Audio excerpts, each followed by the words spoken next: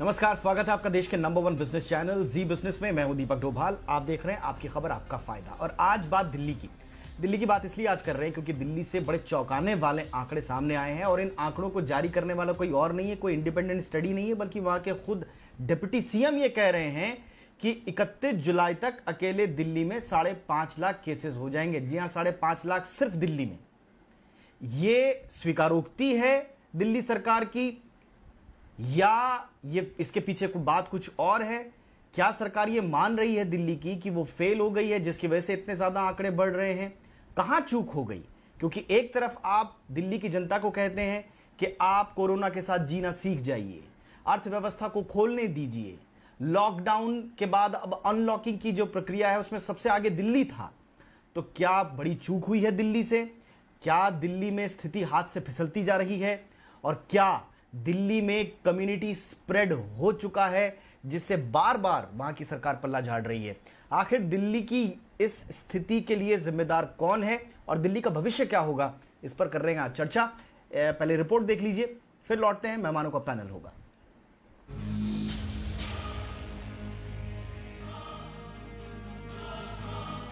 दिल्ली में जो कोरोना के केसेस बढ़ रहे हैं उनका स्टेटस क्या है, किस गति से बढ़ रहे हैं? लगभग 12-13 दिन में दिल्ली में कोरोना के केसेस डबल हो जा रहे हैं। 30 जून तक दिल्ली में 15,000 बेड्स की आवश्यकता होगी। 15 जुलाई तक 33,000 बेड्स की आवश्यकता होगी और 31 जुलाई तक 80,000 बेड्स की आवश्यकता होगी। जिसका डर था वही हुआ। दिल्ली की केजरीवाल सरकार ने अनलॉक 1 में बम्पर रियायतें क्या बांटी, कोरोना के मामले आसमान पर पहुंच गए। अब दिल्ली के उप मुख्यमंत्री खुद कह रहे हैं कि राजधानी दिल्ली में 12 से 13 दिनों में कोरोना के केस दुगने हो रहे हैं। 15 जून तक संक्रमितों की संख्या 44,000 तक पहुंचने की आशंका है। अगर ऐसा हुआ तो दिल्ली के अस्पतालों में मरीजों के लिए 6,000 बेड की जरूरत पड़ेगी। वहीं 30 जून तक दिल्ली में 1 लाख कोरोना केस हो जाएंगे, तब जरूरत पड़ेगी। 15 जुलाई तक कोरोना के केस 2.25 लाख से ज्यादा होंगे तो 33,000 बेड की जरूरत दिल्ली में पड़ेगी। वहीं 31 जुलाई तक संक्रमितों की संख्या 5.5 लाख तक पहुंच जाएगी, जिसके लिए 80,000 बेड की जरूरत पड़ेगी।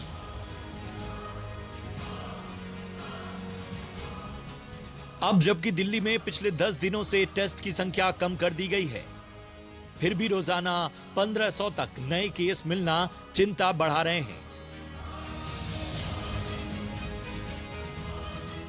क्या दिल्ली इतने मरीजों के लिए तैयार है?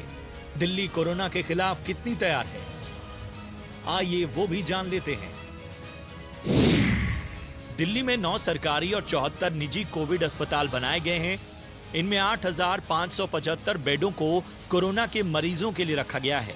इनमें से 4,413 बेड पर मरीज हैं, जबकि 4,162 बेड खाली हैं। दिल्ली में वेंटिलेटर्स की संख्या भी कम है। यहां महज 518 वेंटिलेटर्स बेड हैं। इनमें से 251 पर मरीज हैं, जबकि 267 ही खाली हैं। ऐसे में अगर आपात स्थिति आई तो मामला बेहद गंभीर हो सकता है।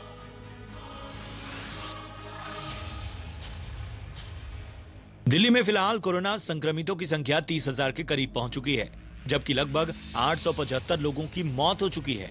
लेकिन मनीष सिसोदिया कम्युनिटी स्प्रेड जैसे किसी मामले से इनकार कर रहे हैं। कम्युनिटी स्प्रेड पर भारत सरकार के अधिकारीगण भी आए हुए थे।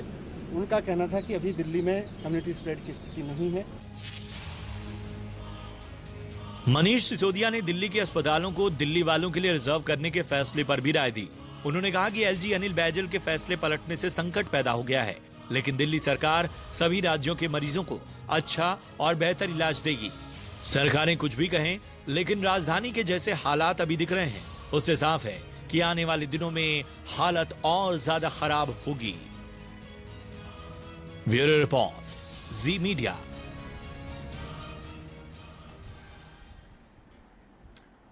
तो क्या ये वाकई में आंकड़े डराने वाले हैं जो डिप्टी सीएम मनीष सिसोदिया ने कहा है क्या ये आंकड़े डराते हैं या एक्सपेक्टेड थे? और क्या वाकई में दिल्ली में अब स्थिति हाथ से निकल चुकी है, फिसल चुकी है? इस पर बातचीत करने के लिए मेरे साथ खास मेहमान मौजूद हैं। हमारे साथ हैं डॉक्टर R.N. टंडन साहब, जो कि पूर्व महासचिव हैं इंडियन मेडिकल एसोसिएशन के। डॉक्टर टंडन, बहुत बहुत स्वागत है सर आपका। और हमारे साथ हैं दिव्या गांधी जी, जो कि जानी मानी हेल्थ एक्टिविस्ट हैं। दिव्या जी, आपका भी बहुत बहुत स्वागत है। पहले मैं शुरुआत करूंगा डॉक्टर टंडन आपसे। अब सर, क्या लगता है आपको, दिल्ली सरकार अब खुद कह रही है 31 जुलाई तक 5.5 लाख केस हो जाएंगे, क्या दिल्ली में वाकई में अब हालात हाथ से निकल चुके हैं? नहीं, हालात हाथ से निकलने या ना निकलने की बात या सरकार के कहने की बात, उसको हमें सिर्फ ये सोचना है कि एक्चुअल में सिचुएशन, ग्राउंड रियलिटीज क्या है। अगर पूरे हिंदुस्तान का हिसाब देखें तो महाराष्ट्र और दिल्ली, चेन्नई और वेस्ट बंगाल, तेलंगाना, इन सब जगहों पे जिस तरह से मरीज बढ़ रहे हैं, वो अपने आप में एक थोड़ी चिंताजनक बात। पर सबसे ज़रूरी चीज़ ये है कि जो नंबर बढ़ रहे हैं उसके साथ क्या रिकवरी भी हमारी उसी स्पीड से चल रही है।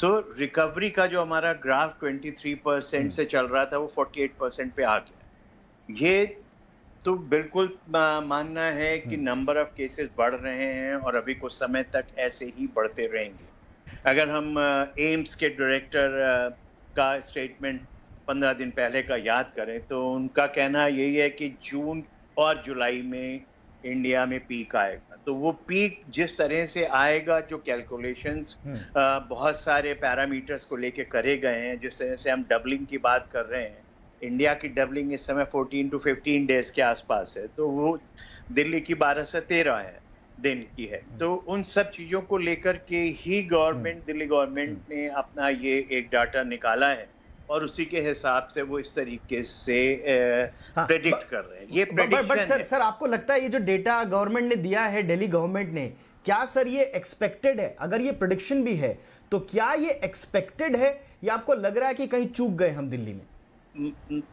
सबसे पहली चीज है कि मैं सबसे बड़ी प्रार्थना भगवान से यही करूंगा इस समय कि जिस तरीके की ये प्रेडिक्शन आई है, ये सिर्फ उनका सोचना है। रियलिटी में इस तरीके के नंबर्स नहीं बढ़ना चाहिए। अगर इस तरह से नंबर रियलिटी में बढ़े तो बहुत ज़्यादा मुश्किलें आ जाएंगी। तो जहाँ तक मुझे लगता है, इसमें जो हमारे प्रिकॉशंस हैं, जो हमारी टेस्टिंग है, सबसे इम्पॉर्टेंट है टेस्टिंग। टेस्टिंग के ऊपर इतना बड़ा रोक टोक नहीं लगाना चाहिए कि सिम्टोमेटिक और एसिम्टोमेटिक और कॉन्टैक्ट और क्लोज कॉन्टैक्ट, उन सबका लेकर के हम चल रहे हैं। जिस तरह से हमने शुरुआत करी थी टेस्टों की, कि जब हमारे पास टेस्टिंग फैसिलिटीज नहीं थी, मरीज भी कम थे, तो कम चल रहे थे। उसके बाद जैसे जैसे ICMR ने नंबर्स बढ़ाना शुरू किए, 1 लाख की टेस्ट होना शुरू हुए, एक दिन में अब 1.5 लाख टेस्ट हो रहे हैं। तो वो जब टेस्ट बढ़ रहे हैं तो हमें नंबर्स का पता चलना है, क्योंकि हमें कॉन्टैक्ट्स भी ढूंढने हैं। अगर हमने कॉन्टैक्ट नहीं, कोई भी एसिम्टोमेटिक पेशेंट छोड़ दिया, तो वो एक मरीज जिसको हमने टेस्ट ना करके छोड़ा, वो कम से कम अगर बाहर ना भी बीमारी को फैलाए, पर अपने घर के 5-10 लोगों को तो जरूर इन्फेक्शन देने के लिए तैयार हो गया। तो इस चीज को सोच करके हमें सब चीजों का ध्यान करना है। तो हमें सिम्टोमेटिक और एसिम्टोमेटिक में डिवीजन रवि श्रीवास्तव हमारे साथ जुड़ चुके हैं सर। मैं फटाफट से उनका टेक भी लेना चाहूंगा। सर, मैं आऊंगा आपके पास। रवि श्रीवास्तव, जो कि आम आदमी पार्टी के समर्थक हैं, वो इस वक्त हमारे साथ जुड़ चुके हैं। रवि जी, स्वागत है आपका। रवि, आपका क्या मानना है, पार्टी के अंदर क्या चल रहा है गवर्नमेंट को लेकर, दिल्ली गवर्नमेंट को लेकर? क्योंकि बार बार ये कहा जा रहा है, आरोप ये लग रहे हैं कि भाई आम आदमी पार्टी की सरकार दिल्ली में एक तो आंकड़े छिपा रही है, दूसरा जो ICMR की गाइडलाइन से जो छेड़छाड़ की गई है, जैसे डॉक्टर साहब भी कह रहे हैं कि आप एसिम्टोमेटिक का टेस्ट नहीं करेंगे, तो ये कुछ चूक हुई है, जिसकी वजह से आज खुद सरकार को यह कहना पड़ रहा है कि 31 तारीख तक 5.5 लाख केसेस हो जाएंगे।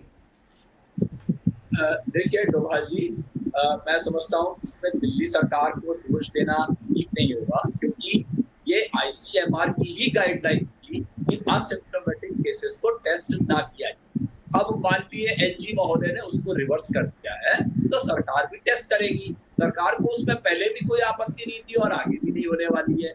और जहां तक ये डराने वाली फिगर की बात है, तो ये एक सच्चाई है डोभाल जी। हमें और आपको ये मान के चलना पड़ेगा कि दिल्ली और मुंबई में कोई बहुत बड़ा फर्क नहीं है। आज मुंबई महाराष्ट्र 88,500 केसेस हैंडल कर रही है और केवल मुंबई जो है वो अब हम 48,000 के आसपास पहुंचने वाले हैं। तो ये जो दोनों शहर हैं उनमें इंटरनेशनल एयरलाइन से जो आए हुए लोग हैं उनको प्रॉपर चेकिंग नहीं हुई, उनकी प्रॉपर स्कैनिंग नहीं हुई। नहीं रवि जी आपकी बात से मैं सहमत हूं कि दिल्ली और मुंबई में केसेस जो है वो हालात बिगड़ रहे हैं, लेकिन सर टेस्ट की बात है ना। मुंबई में देखिए आप टेस्ट पर डे क्या हो रहे हैं, दिल्ली में जो एक टाइम पर 9,000 टेस्ट पर डे हो रहे थे वो अभी 3 वीक्स के लोएस्ट पे कल परसों आ गए हैं, 3,000 से भी नीचे आ गए हैं। तो टेस्ट कम हो रहे हैं, तो इसके लिए आप अगर बोले कि दिल्ली सरकार को दोषी न ठहराए तो फिर किसको ठहराए? नहीं, देखिए दिल्ली सरकार ने कोई भी निर्णय अपनी मर्जी से नहीं लिया। दिल्ली सरकार ने जो आईसीएमआर की रिकमेंडेशन की, और आईसीएमआर आज केंद्र सरकार की बॉडी है, आईसीएमआर ही सबको रिकमेंडेशन देती है। आईसीएमआर ने कब कहा सर कि टेस्ट मत कीजिए आप? आईसीएमआर ने कब कहा सर कि आप टेस्ट मत कीजिए? उन्होंने दिल्ली सरकार को ये एडवाइजरी इशू की कि जो असिम्प्टोमेटिक केस है, जिनमें लक्षण नहीं है, उनको टेस्ट करने की जरूरत नहीं है। अब माननीय एसजी ने चूंकि कहा है कि आप टेस्ट करिए, तो दिल्ली सरकार को कोई आपत्ति नहीं है, वो करेंगे टेस्ट, निश्चित रूप से करेंगे टेस्ट को। और जो सवाल आपने एक अभी तक नहीं ओके हमारे साथ जो ground reality, okay Ravi ji, ठीक है रवि जी मैं आऊंगा आपके पास। हमारे पास जो ग्राउंड रियलिटी बताने के लिए इस वक्त दिव्या गांधी हैं, जो कि हेल्थ एक्टिविस्ट है, ग्राउंड पर रियलिटी को समझती हैं, जानती हैं, उनसे समझते हैं कि एक्चुअल में उन्होंने क्या देखा ग्राउंड में, और ये जो स्थिति आप बताई जा रही है दिल्ली में, इसके लिए कौन जिम्मेदार है? दिव्या, आप संतुष्ट हैं रवि जी के तर्कों से?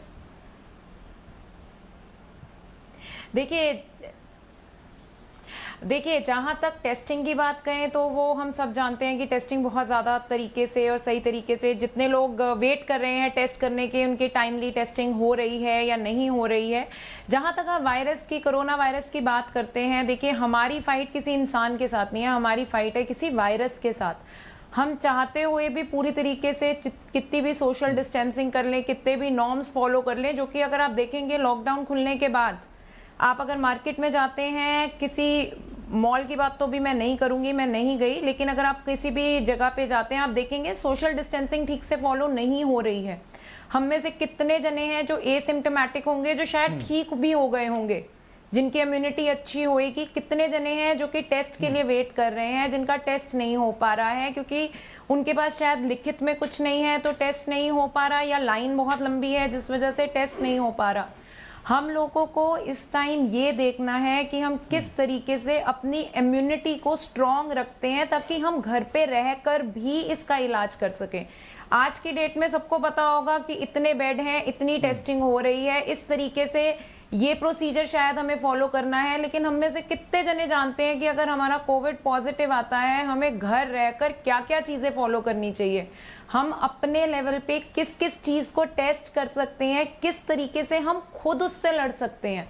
हमें पैनिक करने की जरूरत नहीं है, ये कंटेजियस है, इसका जो मोर्टेलिटी रेट है वो इतना ज्यादा नहीं है। यहाँ पे बात मैम सरकार की आ रही है, ये बात सब जानते हैं मैम, बिल्कुल मैम, ये बात हर कोई जानता है, ये बात हर कोई जानता है कि आपको प्रिकॉशंस लेने होंगे, लेकिन गवर्नमेंट के स्तर पर क्या हम उतनी तैयारी कर पा रहे हैं, या यूं ही एक प्रेडिक्शन दे देना, आंकड़े दे देना, इसके पीछे मंशा क्या है, इस पर सवाल जरूर रहे।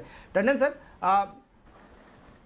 रवि जी कह रहे हैं कि भाई हम तो आईसीएमआर की पुरानी गाइडलाइंस को ही हम फॉलो कर रहे हैं कि आप एसिम्प्टोमेटिक का टेस्ट मत कीजिए, तो हम नहीं कर रहे हैं। हमने देखा कि बहुत सारी लैब्स में दिल्ली सरकार ने टेस्टिंग को बंद करवा दिया था, हालांकि अब पता चल रहा है कि अब दोबारा से उनको परमिशन मिल गई है।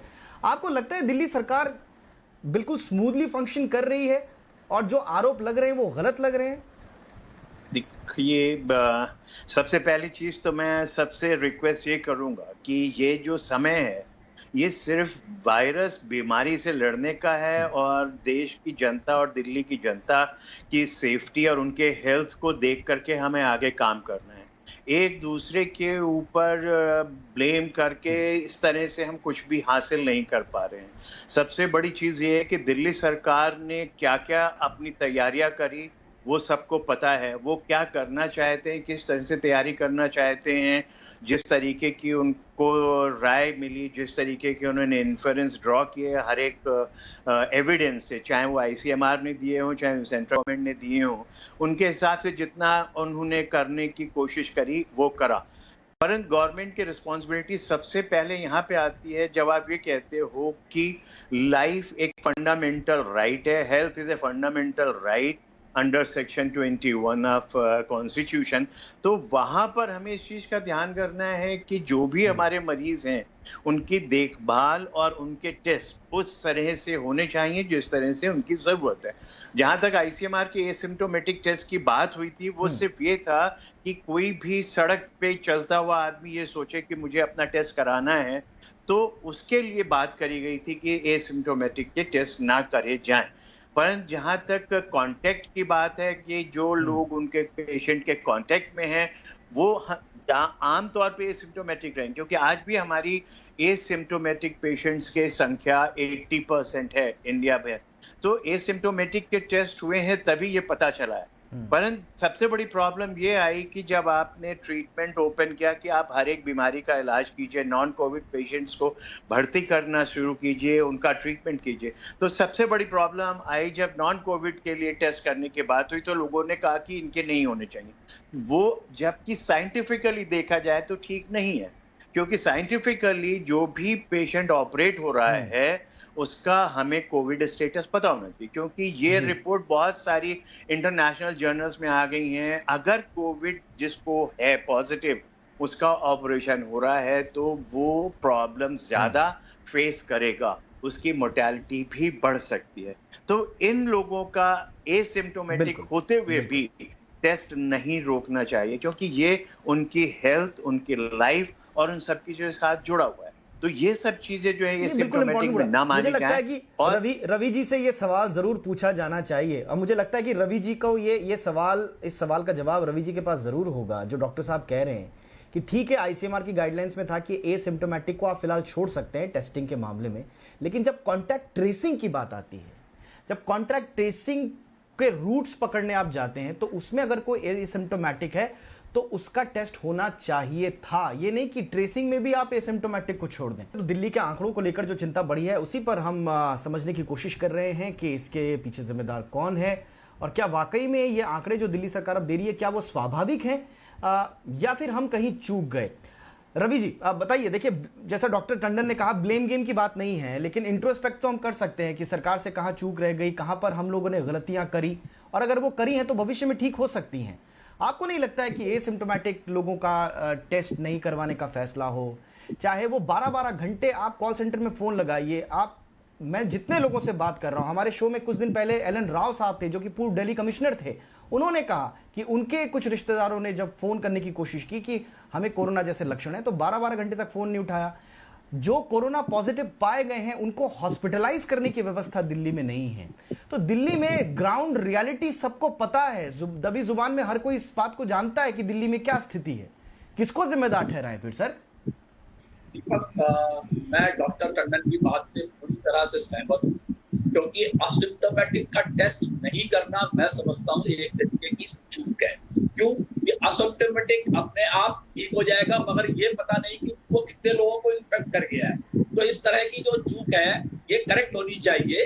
सबका टेस्ट होना चाहिए, इसमें मुझे कोई मैं उनसे डिफर नहीं करता। पर एक बात मैं आपसे कहना चाहता हूँ, वो ये कि जो दिल्ली की जनता है, अभी जो ये एक फैसला हुआ कि दिल्ली की जनता के लिए अरविंद केजरीवाल जी ने कुछ बेड्स अपने रखे अपने अस्पतालों के अंदर कि भाई ये हमारे दिल्ली के वासियों के लिए रहेंगे, उस पर काफी राजनीति हुई और उसको एलजी महोदय ने उस निर्णय को पलट दिया।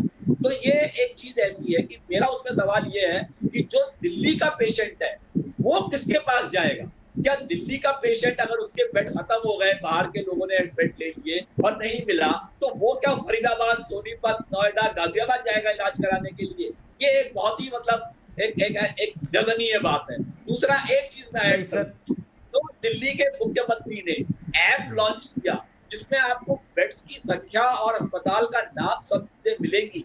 आपकी बात बिल्कुल ठीक है, लोगों ने बहुत परेशानी उठाई है, 12-12 घंटे फोन करा है, जवाब नहीं मिला। दीपक जी, और कमोबेश स्थिति हमारे मुंबई में भी ऐसी ही है।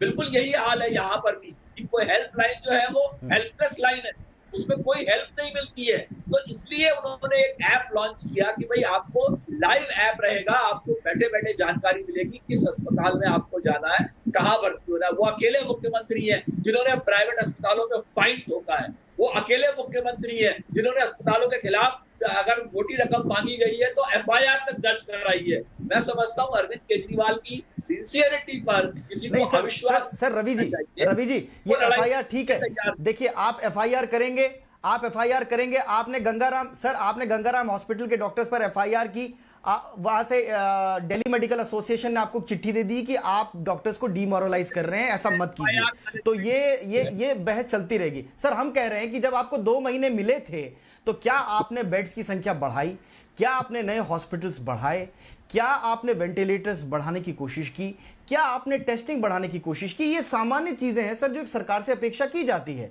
इन पैरामीटर्स पे अगर सरकार ने कुछ किया हो तो आप बताएं।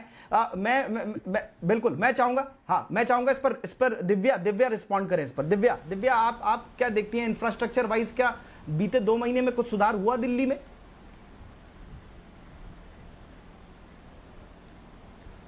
जी देखिए, जहां तक बेड्स की बात करी जाती है, आने वाले टाइम में हम जैसे बता रहे हैं आंकड़े 5 लाख से ज्यादा हो जाएंगे दिल्ली में केसेस। अगर दिल्ली गवर्नमेंट को लगता है कि उन्होंने इतने बेड्स का इंतजाम करा है, क्योंकि अभी लॉकडाउन खुला है, अगर उन्हें लगता है कि वो इतने सारे मास कोविड पॉजिटिव को हैंडल कर सकती है, केटर कर सकती है, ये लॉकडाउन ठीक है।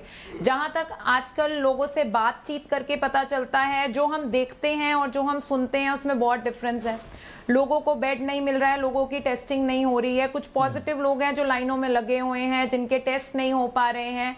अगर आपको लगता है कि हाँ आपने इन 2 महीने का या 2.5 महीने का जो हमारा लॉकडाउन था उसमें आपने इतनी फैसिलिटीज कर ली हैं कि आने वाले जुलाई तक आप 5 लाख लोगों में से अगर 10% के लिए भी आपको बेड या वेंटिलेटर की जरूरत पड़ती है, आप उस चीज को हैंडल कर सकते हैं बिना पैनिक क्रिएट किए, बिना किसी सिटीजन को, because health is a fundamental right, living is a fundamental right. आपको लगता है कि आप ये सब चीजें बहुत अच्छे से हैंडल कर सकते हैं तो it's good to go, it's good that we have unlocked it. मैं छोटा सा रिएक्शन श्रीवास्तव जी का लेना चाहूंगा। रवि जी रिस्पॉन्ड करना चाह रहे हैं।